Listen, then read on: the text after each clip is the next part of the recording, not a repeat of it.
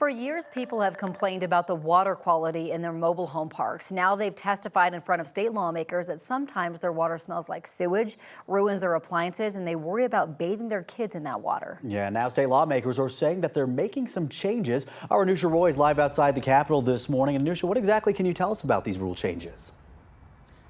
Yeah, Jordan, it really just boils down to the fact that there weren't a lot of state regulations about water quality testing at mobile home parks, especially when that water was passing on to private property. So what this law is going to do is it's going to establish a water testing program to meet the bare minimum EPA standards, but then go a step above that and look at the odor and the color of the water because of what you guys were just mentioning. There are as many as 800 mobile home parks here in Colorado, and the bill sponsor said in a lot of these areas, this is the affordable housing option. Now, there was opposition to this bill that includes resistance to the state establishing rules on private property, concerns over who was going to bear the brunt and the responsibility of paying for remediation. But at the same time, families have been worried about the water quality for years, some even testifying about health issues.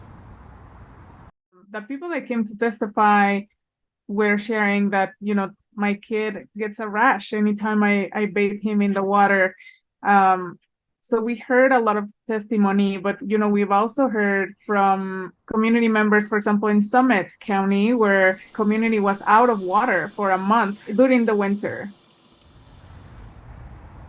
So the idea is to have a quarter of the mobile home parks have a water testing program by 2025. You ramp that up to 100% by 2028. And the bill sponsors really don't want the people living in these parks to be paying for this. So they've set up a grant that is funded through state dollars and fines from this bill that that park owners can tap into to pay for remediations. There's also fees that park owners are paying. Some of that money can be passed along to residents as well, but the state believes it's only going to be a couple dollars per mobile home. We have been reaching out to mobile park owners, but at this point, we haven't heard back.